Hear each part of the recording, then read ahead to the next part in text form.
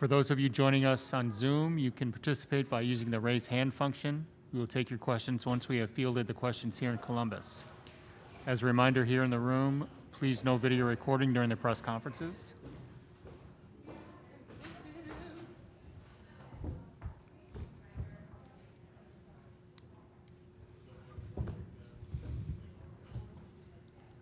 Okay, we are joined by University of Nebraska.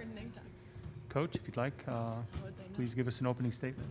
Yeah, is it Friday yet? No. Yeah, it is 1 a.m. Are you serious? Yeah. It's 1 o'clock in the morning? Oh my gosh. 12 o'clock Husker time. Yeah, I'd like to know what the Husker Nation's doing right now. Anyway, thought of Pittsburgh came out and just was unbelievable the first game. Their tempo, the way everything they were doing just was perfect volleyball for several points. So I was a little worried that could be a fast night, but our team hung in there. And we started making some adjustments and made adjustments to Pittsburgh's tempo, and thought as the match went on, we just got stronger and stronger, and the team did a great job of staying with it, playing the big points, making adjustments, and again, congratulations to Pittsburgh. They have a heck of a team, and they had a great season, and this is a big win for Nebraska. And again, these players and this team did a great job today of finding a way to win that. As a reminder, please give us your name and affiliation. Back left. Lincoln Arneal, Omaha World Herald. Lauren, take us to the end of the third set. Scores tied when you stepped the service line. What's going through your mind at that point, and kind of how did that turn the tide and kind of get the momentum back on your side? I don't really know. It was one of those, I think at that point, everyone on our team was kind of flowing, and when you're in that kind of state of mind, you just don't really have much going on up here. It just kind of happens, and so I just looked over and got the serving zone and then just hit it. And there wasn't much thought going into it. So I knew that my team was going to figure it out once I got it over, so all I had to do was get it over. Does being in the flow mean getting back row kills? Sure, yeah. It means trusting my teammates and knowing that they're going to do what needs to be done. So. What for you kind of changed after that first set? I mean, what defensively, what changed for you to adjust to Pitt's tempo and speed?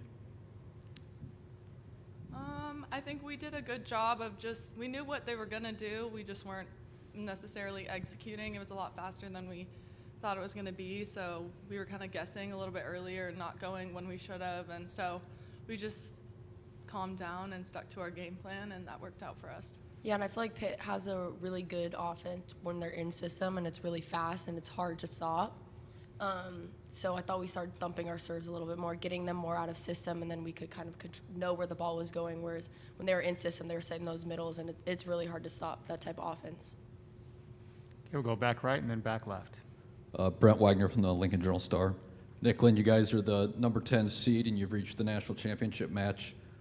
How does that feel, and what is satisfying about where your season has reached and how you guys did it? Yeah, it feels great. We've talked all week that I don't think anyone really expected us or believed that we could be at this point right now, that we'd be playing for a national championship, but I feel like we've really hit our stride at the right time, and we just have this belief, and we're out there playing as we say one heart, which I think is really special, and you can tell how much fun we are having, and you know, in those moments too, we've had a tough season. It's been up and down, and I think it's prepared us for those big moments, and we're playing great in those big moments, and it's not always pretty, but it's our way, and we get it done, and we have each other's backs, and I just love playing with this team so much, and I think that's the most special part about it. Matt Foster, KUTV, Omaha. Maddie, after you guys dropped that first set, what were the conversations like in that huddle before you took the floor for the second set? Yeah, I think Lauren touched on it a little bit. I think we knew what we wanted to do, and we had our game plan, and we just needed to settle in a little bit and stay with that. We talk about war of attrition and just doing it over time for a long time and not adjusting immediately when they do something different than we scouted. So I think we're just focusing on that and leaning on each other and picking up our serve and pass game. Okay, we'll go middle right. Kevin Suits, Channel 1011 in Lincoln. Lauren, you won a national championship in 2017. You get that opportunity again on Saturday. What are your thoughts on just getting back into the final match of the entire season? We're very excited to be back here, and this is pretty much everyone else's first time in this situation and in this game, and I'm just really excited because, as Nicklin said, we have kind of figured it out now, and we're competing harder than we have in the past few weeks, and we just love each other so much. So another day to play with this team is just everything, and we're all really looking forward to it. Okay, we'll stay here, middle right. Grant Hansen, Daily Nebraskan. Coach, you mentioned, your players have mentioned, it's been up and down season. What's it been like to see these freshmen come and grow over the course of this year to the opportunity that sits in front of them on Saturday? Hey, did you get that tie from Illinois? That's what all those dudes wear over there at Illinois. We played them last week. I told them the other day before we started the tournament, I said, you guys aren't freshmen anymore. I had a big talk with them. So they've been through the wars. The Big Ten really prepared them for what we are seeing in this tournament. And those guys compete. And they've stepped up and made some really big plays. And I think they have a deep belief. And like Lauren said, they really, I don't know, it's a tight-knit group. They like playing as one team. Anything else? Jacob Myers, Columbus Dispatch. Nicklin, you were a freshman in 2018 in that final. What's it like for you to be back at this stage now, 3 years later? Yeah, it's exciting. I think we kind of missed the mark the past couple years, and we were so close. So to finally get over the hump and then play really great in that game, it's just really exciting, and I'm excited for all the freshmen and the people who haven't been here before, because it's a really cool experience, and just to play in front of that many fans and to play for a national championship, it's something really special that you only get to do like once or twice in a lifetime. So I'm really excited for our whole team that they get to experience this. Back right. Maddie, both yourself and your other hitters seemed to use the block more as the match went on. Was that something that was emphasized or something you saw as the match went on? I think we were emphasizing that from the beginning of the match. I think, as we talked about a little bit, we kind of settled in a little more, and we talked about breaking fingers. So that was the goal. Not actually breaking them, but kind of. But yeah, we were just trusting Nicklin to put up great balls and using our vision to find the hands and get swings and kills. Front right.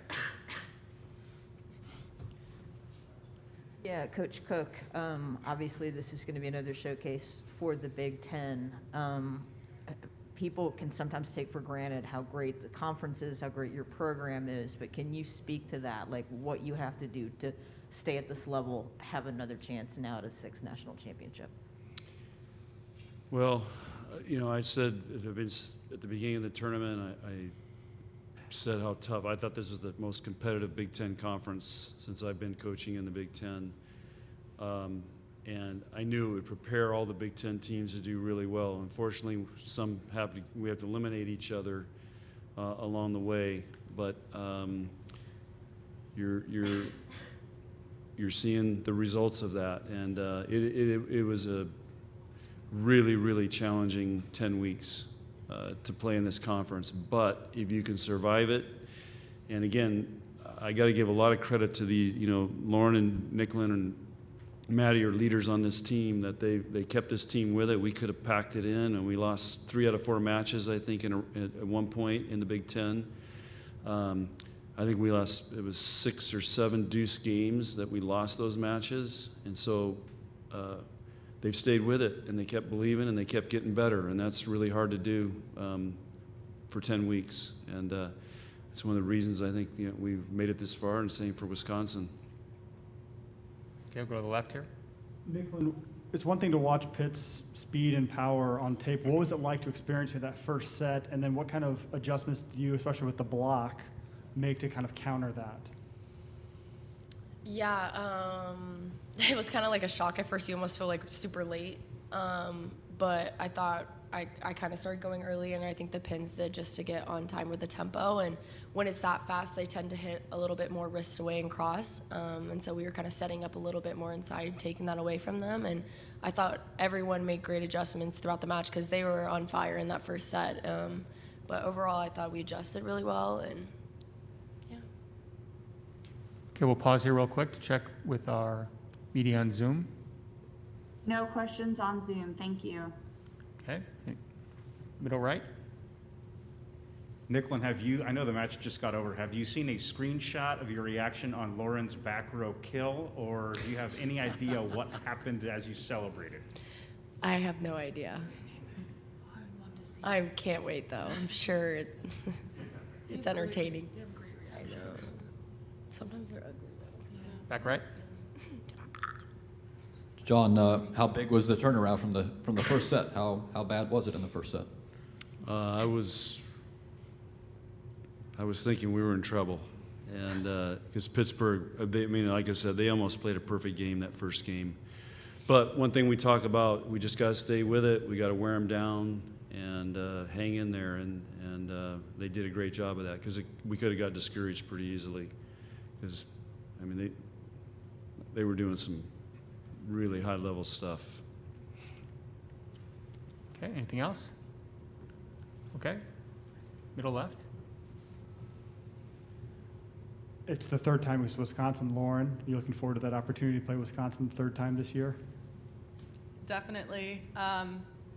This team that just competed tonight is completely different to the team that played them a couple weeks ago, and light years different to the one that played them earlier on in the season. And so I think we're more prepared and more ready than we've ever been, and we're definitely excited for the challenge, and we're ready to step up. Okay, anything else? Okay, thank you. All right, thanks. Thanks.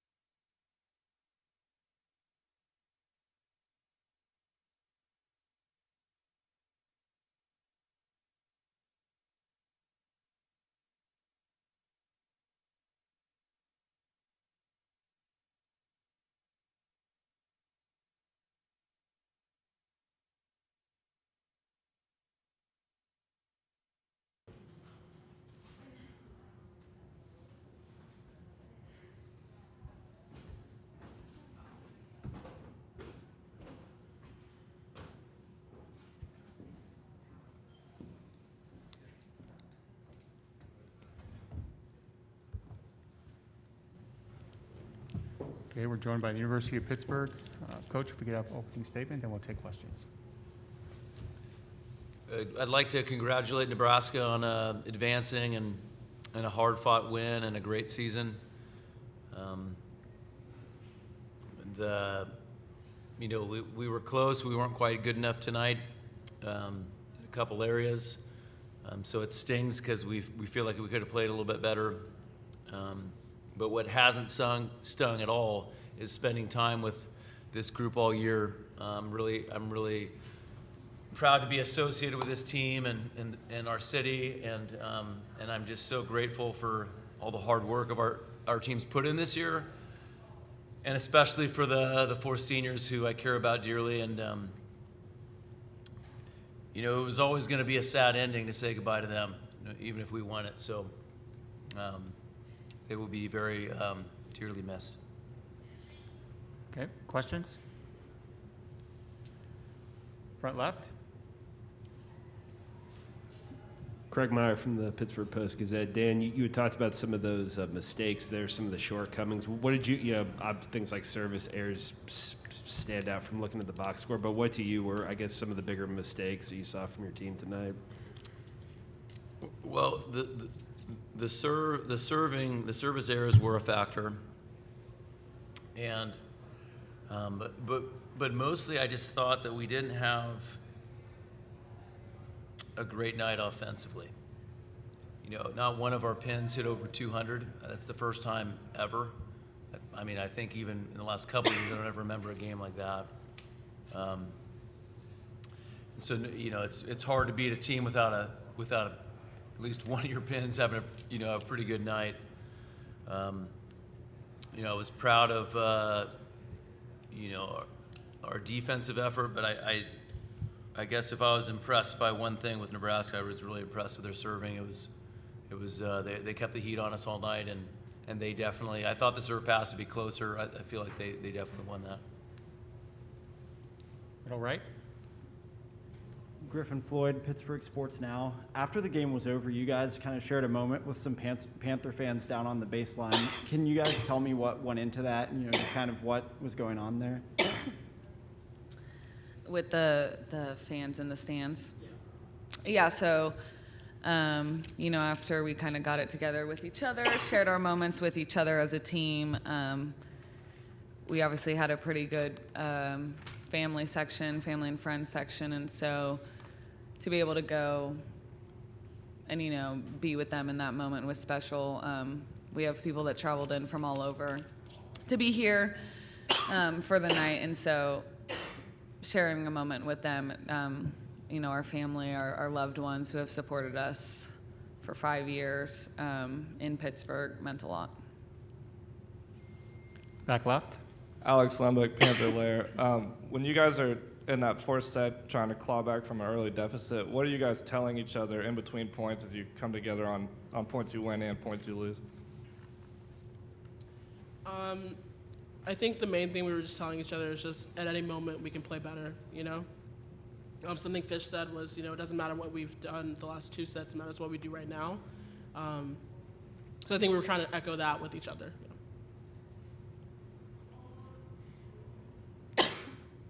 Anything else? Right here, front left.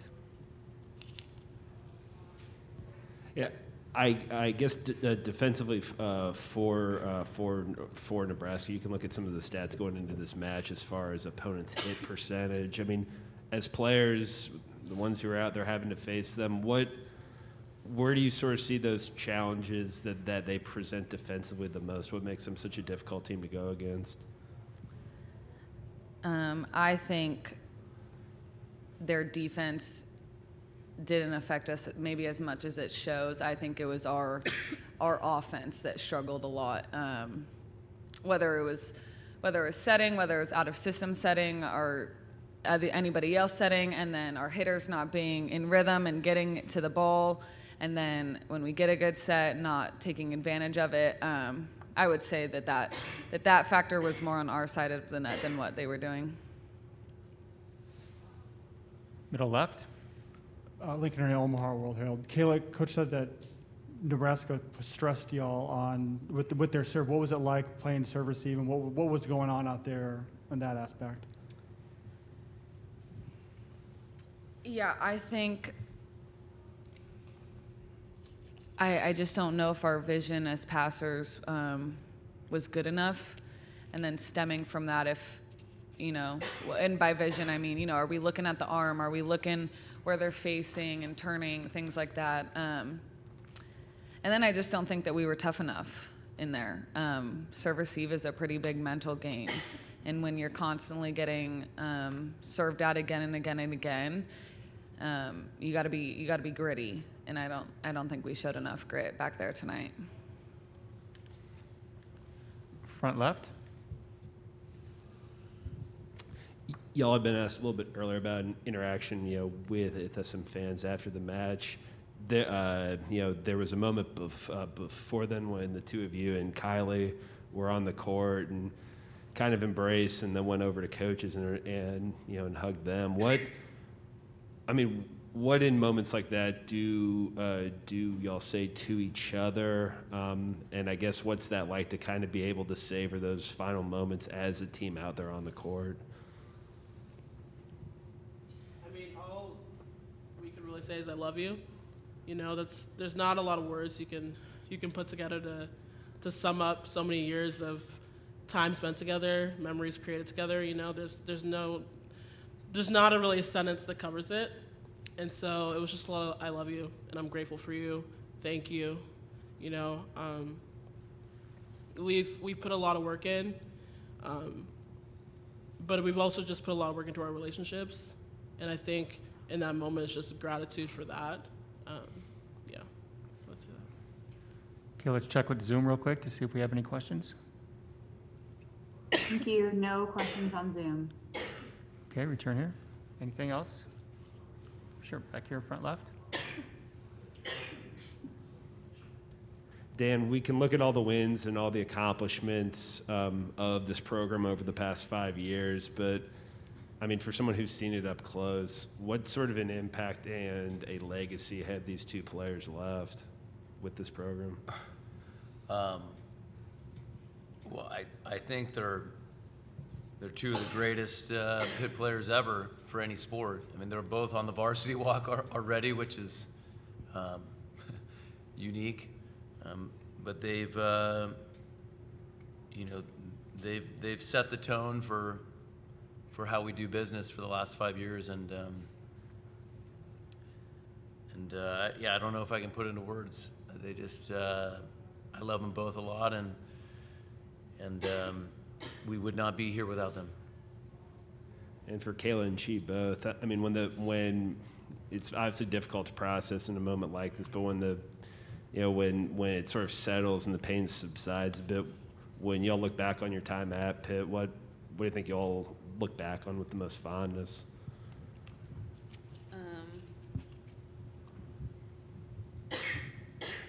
Just how life-changing it was, and the woman that I've become because of my time here.